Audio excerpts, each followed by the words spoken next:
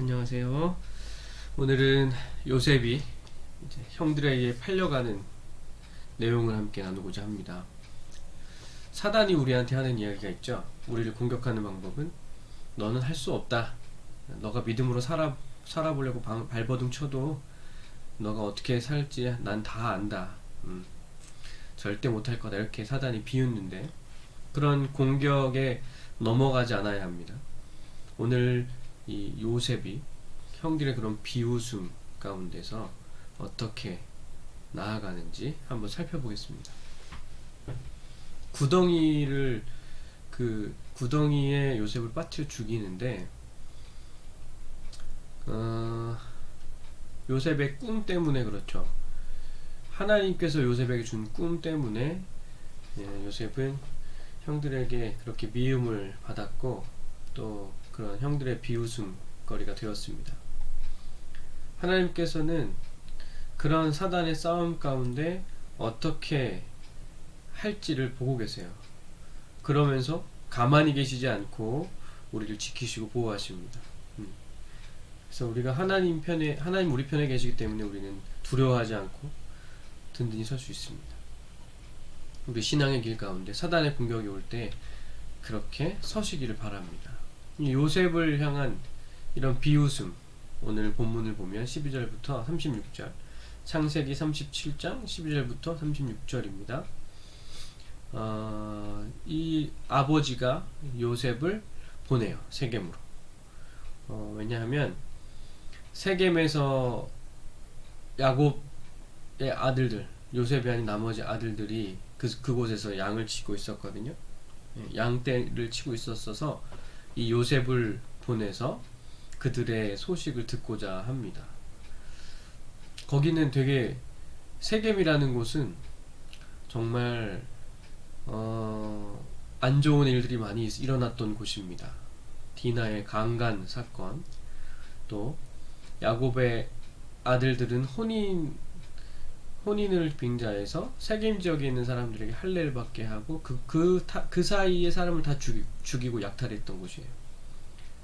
그래서 야곱의 아들들과는 원수지간인 곳이 세겜입니다. 그곳은 양떼를 치고 있으니 아버지 야곱은 불안했습니다. 그래서 아무런 소식이 없으니까 급기야 사랑하는 아들 요셉을 보내서 소식을 듣고자 하는 거예요. 근데 말씀에 순종하여 요셉은 세겜 땅으로 갑니다. 그런데 세겜에서 형들을 찾아볼 수가 없어요. 도단에 가 있었기 때문입니다. 이미 형들은 세겜에서 떠나 도단이라는 곳에 가 있었습니다. 그래서 요셉은 형님들 찾아가는데 이 형님을 찾아가는 요셉을 멀리서 형님들이 봅니다. 그리고 형들의 반응이 이제 뒤에 18절부터 나오는데 요셉을 죽일 계획을 세웁니다. 그 이유는 요셉의 꿈 때문입니다. 하나님이 요셉이 주신 꿈, 그걸 막기 위해서 형들이 모두가 동의를 하고 그렇게 죽이려는 것이죠. 이구동성으로 입을 맞췄습니다. 그래서 긴박한 순간, 이 요셉의 입장에서는 정말 긴박한 순간이죠. 그런 긴박한 순간에 하나님께서 나서시는데 21절, 22절을 보면 르우벤을 통해 그의 생명을 해치지 말자고. 르우벤은 아버지께 돌려보내려는 마음이 있었던 것 같아요. 이 르우벤을 통해서. 근데 이 보면 하나님께서 르우벤을 통하여서 말리시죠. 요셉을 변호하고, 이 르우벤은 사실 장자권을 빼앗겼고 요셉의 눈에는 가시거리였기 때문에 어려운 상황이에요. 요셉을 미워하는 상황입니다. 그런데 르우벤이 요셉을 변호합니다. 하나님께서 르우벤의 마음을 움직였다고 이해해야 돼요.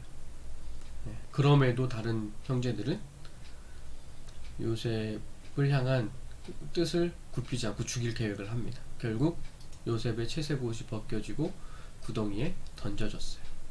23절, 24절을 보니까 그렇게 던져졌습니다. 요셉은 정말 혐오의 대상이었습니다. 이 옷은 장자권의 상징이라고 말씀드렸는데 이 채색 옷은 형들에게는 혐오의 대상이었던 것이죠. 그래서 요셉을 죽이는 형들의 모습을 보게 됩니다.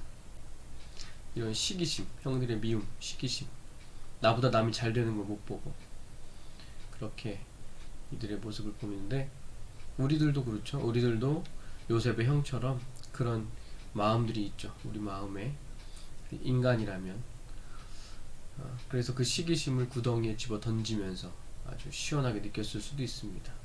24절 말씀을 보니까 그 속에 물이 없다고 나옵니다. 원래는 그 안에 물이 있어야 되는데 없다는 거예요. 물을 저장하는 곳이었어요. 그런데 요셉이 빠진 웅덩이는 물이 없습니다. 그런 웅덩이들이 여러 곳이 있었는데 다른 데는 물이 있는데 요셉이 빠진 구덩이에는 물이 없는 거예요. 원래는 물이 있어서 거기서 익사해 죽어야만 합니다.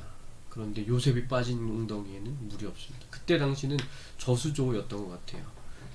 물을 담는 웅덩이들. 그래서 하나님이 살려주신 거죠. 요셉은 하나님의 섭리, 하나님의 개입이 항상 있었어요. 요셉의 생명을 보호하시는 하나님.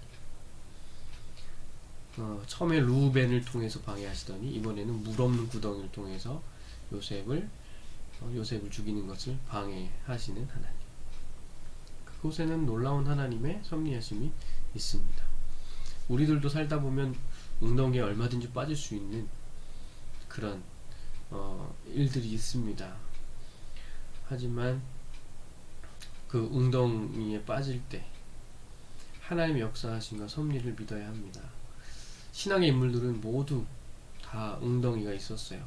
다들 그런 어려움이 있었고 하지만 그것을 두려워하지 말아야 하고 무서워하지 말아야 합니다.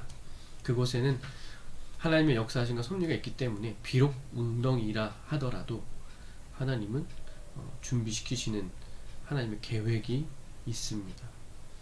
밑바닥에 떨어졌을 때는 정말 절망적이었겠죠. 하지만 하나님께서는 다 계획을 준비하십니다. 요나를 물고기 속에서 구원해내신 하나님. 정말 많은 하나님의 사람들이 그런 것들을 경험하는 것이죠. 그리고 이제 그 다음에 하나님의 방편은 장사꾼과 유다를 준비하십니다. 형들은 그렇게 구덩이에 넣어놓고 한가로이 음식을 먹고 있는데 25절 말씀 보니까 이스마엘 사람들이, 장사꾼들이 지나가는 겁니다. 그때 유다가 죽이지 말고 차라리 저 장사꾼들한테 팔자는 제안을 하는 거예요. 형들죠, 유다가. 애굽으로 가는 장사꾼이 우연히 지나갔을까요? 이곳에서 그렇게 지나가는 길은 아니라고 해요. 이곳이 그렇게 쉽게 지나가는 길이 아니라고 합니다. 하늘의 별 따기. 그런데 그런 일이 나타난 거예요. 우연이 아닌 하나님의 개입입니다. 하나님께서 그 형들의 계획을 막으신 거죠. 그래서 장사꾼을 지나가게 하시고 유다의 마음을 움직여서 요셉을 그 장사꾼에게 팔게 되는 것입니다. 오늘 보면 하나님은 한 번도 등장하지 않으시지만 요셉을 지키기 위해서 활동하시는 하나님의 모습을 보게 됩니다. 처음엔 루벤의 마음을 움직이고 물 없는 구덩이를 준비하시고 애굽으로 가는 장사꾼을 굳이 그쪽을 딱 지나가게 하시는. 그래서 유다의 마음을 움직여 그렇게 하나님은 요셉을 보호하시는 것이죠. 우리는 그것을 깨달아야 합니다. 이 이후에 애굽의 총리가 되기 전에 감옥에 갇히기도 하고 어려움이 있지만 그래도 하나님은 끝까지 뜻을 이루기 위해서 요셉을 건져내시는 과정이 있다. 오늘날 우리도 하나님의 뜻을 향해 달려갈 때 구덩이를 거쳐야 할 수도 있습니다. 때로는 팔려가는 일도 경험하고 실패를 경험하기도 하고 이럴 땐 답답하죠. 왜 내게 이런 일이 일어날까 원망하기도 하고. 하지만 그런 곳을 거치지 않고는 요셉은 총리가 될 수 없는 겁니다. 하나님의 모든 성경의 사람들은 그런 구덩이를 지나요. 디딤돌입니다. 구덩이를 발판 삼아, 그런 고난을 발판 삼아 하나님의 사람을 멋지게 만들어져 가는 것입니다. 그래서 오늘 이 하나님은 이들이 파놓은 함정을 통해 요셉을 애굽의 총리로 만들어 가시는 거예요. 여러분의 인생 가운데 어떤 사단이 파놓은 구덩이들, 사단이 우리를 실패하게 하려는 것들이 많이 있을지 몰라도 하나님은 우리를 그것들 가운데서도 지키시고 보호하셔서 하나님의 사람으로 우리를 사용하십니다. 두려워하지 마시고 구덩이를 오히려 디딤돌로 만들어 가시는, 그렇게 나아가는 저와 여러분 되었으면 좋겠습니다.